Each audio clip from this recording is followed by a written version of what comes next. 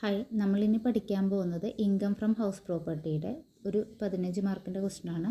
മിക്കവാറും തന്നെ എല്ലാ ക്വസ്റ്റ്യൻ പേപ്പറിലും രണ്ട് ഹൗസിൻ്റെ income from house property calculate ചെയ്യാനുള്ളതുണ്ട്. ഒന്ന് സെൽഫ് ഒക്യുപ്പൈഡ് ആയിരിക്കും, ഒന്ന് ലെറ്റ് ഔട്ടും ആയിരിക്കും. അപ്പോൾ ഇതിൽ ഈ സെൽഫ് ഒക്യുപ്പൈഡിൻ്റെ കേസ് എടുക്കുമ്പോൾ നമ്മൾ ശ്രദ്ധിക്കേണ്ട രണ്ട് കാര്യങ്ങൾ: സെൽഫ് ഒക്യുപ്പൈഡിൻ്റെ നെറ്റ് ആനുവൽ വാല്യൂ എപ്പോഴും നില്ലായിരിക്കും. സെൽഫ് ഒക്യുപ്പൈഡിൻ്റെ നെറ്റ് ആനുവൽ വാല്യൂ നില്ലായിരിക്കും. അതുപോലെ ഇൻട്രസ്റ്റ് ഓൺ ലോൺ എടുക്കുന്നത് ഒന്നില്ലെങ്കിൽ ആക്ച്വൽ ഇൻട്രസ്റ്റ് അല്ലെങ്കിൽ 2 ലക്ഷം, വിച്ച് എവർ ഈസ് ലെസ്സാണ് നമ്മൾ interest on loan taken for purchase of house property ആയിട്ട് എടുക്കുന്നത്. അപ്പോൾ ഇൻട്രസ്റ്റ് തന്നിട്ടുണ്ടെങ്കിൽ നമ്മൾ ആ ഇൻട്രസ്റ്റ് എടുക്കണത് എങ്ങനെയാണ്? Actual interest or 2 lakh. ഇത് തിയറിയിൽ വ്യക്തമായിട്ട് കൊടുത്തിട്ടുണ്ട്. സ്റ്റാൻഡേർഡ് ഡിഡക്ഷൻ ഹൗസ് പ്രോപ്പർട്ടിയുടെ 30% ഓഫ് നെറ്റ് വാല്യൂ ആണ്. ഇതൊക്കെ വ്യക്തമായിട്ട് നമ്മുടെ തിയറിയിൽ കൊടുത്തിട്ടുണ്ട്. അപ്പോൾ അത് പഠിച്ചിട്ട് വേണം നിങ്ങൾ പ്രോബ്ലം, അതൊന്ന് മൈൻഡിൽ വെച്ചിട്ട് വേണം പ്രോബ്ലം ചെയ്യാനായിട്ട്. അപ്പോൾ ആദ്യം തന്നെ നമ്മൾക്ക് ഓർക്കേണ്ട കാര്യം ഞാൻ പറഞ്ഞു. സെൽഫ് ഒക്യുപ്പൈഡിൻ്റെ കേസിൽ ആനുവൽ വാല്യൂ നില്ലായിരിക്കും. ഇൻട്രസ്റ്റ് ഓൺ ലോൺ എങ്ങനെയായിരിക്കും? Actual interest or 2 lakh, whichever is less ആയിരിക്കും എടുക്കേണ്ടത്. പിന്നെ ലെറ്റ് ഔട്ട് പ്രോപ്പർട്ടി രണ്ടും നമ്മൾ നേരത്തെ പഠിച്ചില്ലേ, വാല്യൂ കാണാനായിട്ട് മുനിസിപ്പൽ റെൻറ്റ്, ഫെയർ റെൻറ്റ് എടുത്തിട്ട് വിച്ച് എവർ ഈസ് ഹയർ എടുക്കും, സ്റ്റാൻഡേർഡ് റെൻറ്റ് എടുത്തിട്ട് വിച്ച് എവർ ഈസ് ലോവർ എടുക്കും, അതിൻ്റെ ഒപ്പം ആക്ച്വൽ റെൻറ്റ് എടുത്തിട്ട് വിച്ച് എവർ ഈസ് ഹയർ എടുക്കും. നമ്മൾ ആ മോഡൽ പഠിച്ചില്ലേ, അതേപോലെ തന്നെയാണ് പഠിച്ച് അൺറിയലൈസ്ഡ് ഉണ്ടെങ്കിൽ അത് കുറയ്ക്കണം, വേക്കൻസി ഉണ്ടെങ്കിൽ അത് കുറയ്ക്കണം. അപ്പോൾ അങ്ങനെ നമ്മൾ സാധാ പോലെ അത് കാൽക്കുലേറ്റ് ചെയ്യും. എന്നിട്ട് ഓരോന്നിൻ്റെയും നമുക്ക് income from house property calculate ചെയ്യുമ്പോൾ 2 എമൗണ്ട് കോളം വെച്ച് കാൽക്കുലേറ്റ് ചെയ്യുക. ഓരോ ഹൗസ് പ്രോപ്പർട്ടിയിൽ നിന്നും കിട്ടുന്ന ഇൻകം ഔട്ടർ കോളത്തിൽ എഴുതുക. എന്നിട്ട് ടോട്ടൽ ഇപ്പോൾ 3 ഹൗസാണെങ്കിൽ 3 ഹൗസിൻ്റെയും കൂടി ആഡ് ചെയ്യുമ്പോൾ നമുക്ക് എത്രയാണോ കിട്ടുന്നത് അതാണ് ഇൻകം ഫ്രം ഹൗസ് പ്രോപ്പർട്ടി. അപ്പോൾ ഇവിടുത്തെ ക്വസ്റ്റ്യനിൽ നമുക്ക് ഇതുപോലുള്ള എല്ലാ ഡീറ്റെയിൽസും തന്നിട്ടുണ്ട്. ഒരു ഹൗസ് സെൽഫാണ്, സെൽഫ് ഒക്യുപ്പൈഡ് ആണ്. അടുത്ത 2 ഹൗസ് ലെറ്റ് ഔട്ടാണ്. അപ്പോൾ അതിൻ്റെ ഡീറ്റെയിൽസാണ് ക്വസ്റ്റ്യനിൽ തന്നിരിക്കുന്നത്. മുനിസിപ്പൽ വാല്യൂ എല്ലാത്തിൻ്റെയും തന്നിട്ടുണ്ട്, ഫെയർ റെൻറ്റ് തന്നിട്ടുണ്ട്, സ്റ്റാൻഡേർഡ് റെൻറ്റ് തന്നിട്ടുണ്ട്, ആക്ച്വൽ റെൻറ്റ് തന്നിട്ടുണ്ട്. പക്ഷേ സെൽഫ് ഒക്യുപ്പൈഡ് ഹൗസിൻ്റെ ഇതൊന്നും ബാധകമല്ല. ബാക്കി എല്ലാത്തിലും ഇത് വെച്ചിട്ടാണ് നമ്മൾ കാൽക്കുലേഷൻ നടത്തുന്നത്. അപ്പോൾ നമുക്ക് കാൽക്കുലേഷനിലേക്ക് പോകാം.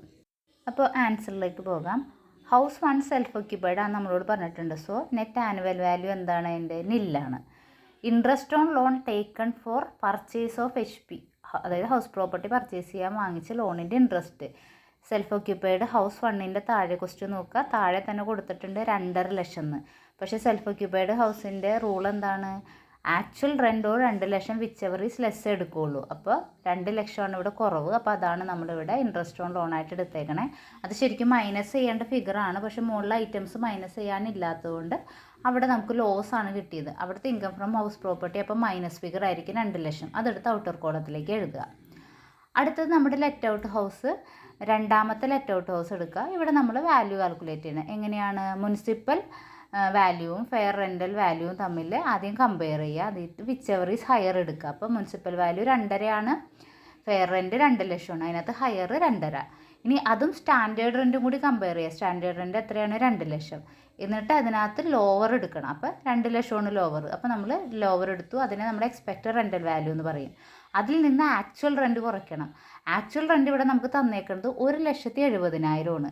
പക്ഷേ അൺറിയലൈസ്ഡ് റെൻറ്റ് ഉണ്ടെന്ന് പറഞ്ഞിട്ടുണ്ട് 15,000 രൂപ. അപ്പോൾ 1,70,70,000 നിന്ന് 15,000 കുറച്ച് 1,55,000. ഒന്നും കൂടി പറയാം. Fair rental actual rent calculate ചെയ്യണത് എങ്ങനെയാണ്? ഫെയർ റെൻ്റൽ അല്ല, ആക്ച്വൽ റെൻറ്റ്. ആക്ച്വൽ റെൻറ്റ് ഒന്നും പറഞ്ഞിട്ടില്ലെങ്കിൽ ആ 1,70,70,000 തന്നെ നമുക്ക് എടുക്കാം. പക്ഷേ ഇവിടെ പറഞ്ഞിട്ടുണ്ട് അൺറിയലൈസ്ഡ് റെൻറ്റ് ഉണ്ടെന്ന്. അപ്പോൾ ആക്ച്വൽ റെൻറ്റിൽ നിന്ന് അൺറിയലൈസ്ഡ് റെൻറ്റ്, അതായത് കിട്ടാത്ത റെൻറ്റ് കുറയ്ക്കണം.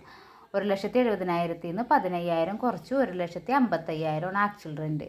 എന്നിട്ട് ഇവിടെ എന്താ എടുക്കണേ? ഈ 2 ലക്ഷവും ഈ 1,55,000 കമ്പയർ ചെയ്തിട്ട് വിച്ച് എവർ ഈസ് ഹയർ ആണ് എടുക്കുന്നത്. അപ്പോൾ ഇവിടെ ഹയർ ഏതാണ്? 2 ലക്ഷമാണ് ഹയർ. അതേപോലെ തന്നെ നമ്മളോട് പറഞ്ഞിട്ടുണ്ട് വേക്കൻസി.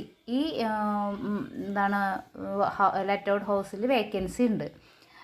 ഹൗസ് 2ൽ 2 മാസം വേക്കൻ്റ് ആയിരുന്നു, ഹൗസ് 3 മാസം വേക്കൻ്റ് ആയിരുന്നു. അപ്പം നമുക്കറിയാം ആക്ച്വൽ റെൻറ്റ് പെർ ആനുമാണ് നമുക്ക് തന്നേക്കണേ. 1,70,70,000 ആണ് ഹൗസ് 2ൻ്റെ ആക്ച്വൽ റെൻറ്റ് തന്നേക്കണേ. അതിനെ ഡിവൈഡഡ് ബൈ 12 ചെയ്യുമ്പോൾ 1 മാസത്തെ കിട്ടും.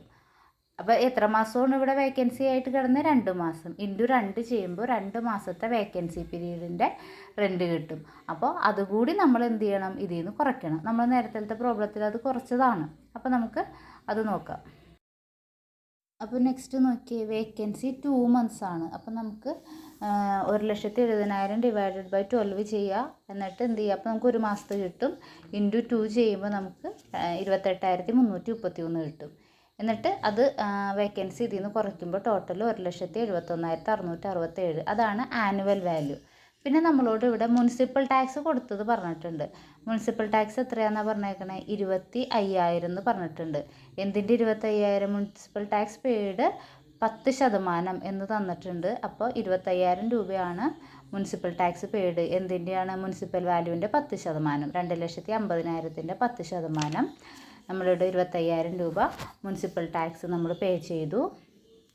അപ്പോൾ എത്രയാണ് നമ്മുടെ വാല്യൂ? Net annual value 1,46,667. അതിൽ നിന്ന് സ്റ്റാൻഡേർഡ് ഡിഡക്ഷൻ എത്രയാണ്?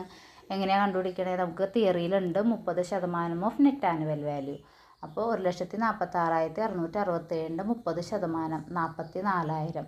അപ്പോൾ നമുക്ക് എത്ര കിട്ടും? 1,02,667. ഇതിൽ നിന്ന് interest on loan taken for purchase, അതിൻ്റെ ആക്ച്വൽ തന്നെ എടുക്കണേ 3 ലക്ഷം. അപ്പോൾ അത് മൈനസാണ് ചെയ്യേണ്ടത്. അപ്പോൾ നമുക്ക് ആൻസറും മൈനസ് ഫിഗറാണ്. ഇൻകം ഫ്രം ഹൗസ് പ്രോപ്പർട്ടി എത്ര വരും? 1,97,333 മൈനസ് ഫിഗറാണ് വരുന്നത്. നെക്സ്റ്റ് മൂന്നാമത്തെ ഹൗസ് നോക്കാം. അതിൻ്റെ മുനിസിപ്പൽ റെൻ്റൽ വാല്യൂ 2.5 ലക്ഷം, ഫെയർ റെൻ്റൽ വാല്യൂ 2,65,000. അപ്പോൾ നമ്മൾ ഏതെടുക്കും? Whichever is higher. അപ്പോൾ ഹയർ ഇതിനകത്ത് 2,65,000 അതും സ്റ്റാൻഡേർഡ് റെൻറ്റ് 2,70,000 തന്നിട്ടുണ്ട്. അത് രണ്ടും കമ്പയർ ചെയ്തിട്ട് വിച്ച് എവർ ഈസ് ലോവർ എടുക്കും. അപ്പോൾ അവിടെ ലോവർ ഏതാണ്? 2,65,000. ഇനി അവിടെ ആക്ച്വൽ റെൻറ്റ് നമുക്ക് കുറയ്ക്കണം. ആക്ച്വൽ റെൻറ്റ് എങ്ങനെയാണ് കുറയ്ക്കണേ?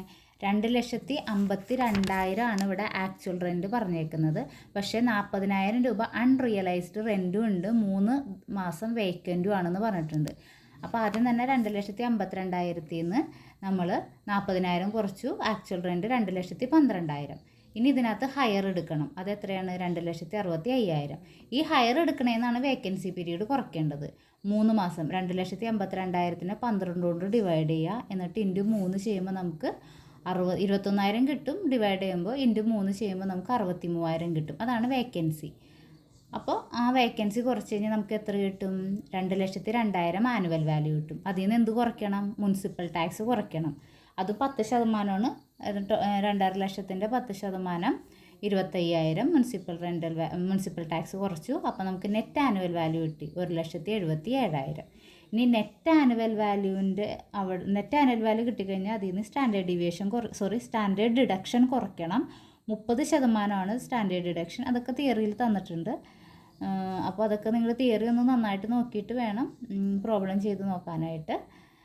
സ്റ്റാൻഡേർഡ് ഡിഡക്ഷൻ 30% ആണ്. അപ്പോൾ അതിൻ്റെ 1,77ൻ്റെ 30% കണ്ടുപിടിച്ചപ്പോൾ 53,100 കിട്ടി. എന്നിട്ട് ആ സ്റ്റാൻഡേർഡ് ഡിഡക്ഷൻ കുറച്ച് കഴിഞ്ഞപ്പോൾ നമുക്ക് എത്ര കിട്ടി? 1,23,900. ഇവിടെയും ഇൻട്രസ്റ്റ് ഉണ്ട്, 50,000 ഉള്ളൂ. ആ 50,000 കുറച്ച് കഴിയുമ്പോൾ 73,900 കിട്ടും. ബാക്കി രണ്ടെണ്ണത്തിന് മൈനസ് ഫിഗറാണ്, ഇതിന് പോസിറ്റീവ് ഫിഗറാണ്. അപ്പോൾ എന്ത് ചെയ്യണം? മൈനസ് ഫിഗർ രണ്ടും കൂടി കൂട്ടിയിട്ട് ഈ നെഗറ്റീവ് ഫിഗർ എന്ത് ചെയ്യണം? ലെസ് ചെയ്യണം. അപ്പോൾ നമുക്ക് 3,23,433 കിട്ടും. അപ്പോൾ ഇവിടെ ലോസ് ഫ്രം ഹൗസ് പ്രോപ്പർട്ടിയാണ്. ഇൻകം ഫ്രം ഹൗസ് പ്രോപ്പർട്ടി അല്ല നമുക്ക് കിട്ടുന്നത്, ലോസ് ഫ്രം ഹൗസ് പ്രോപ്പർട്ടിയാണ്.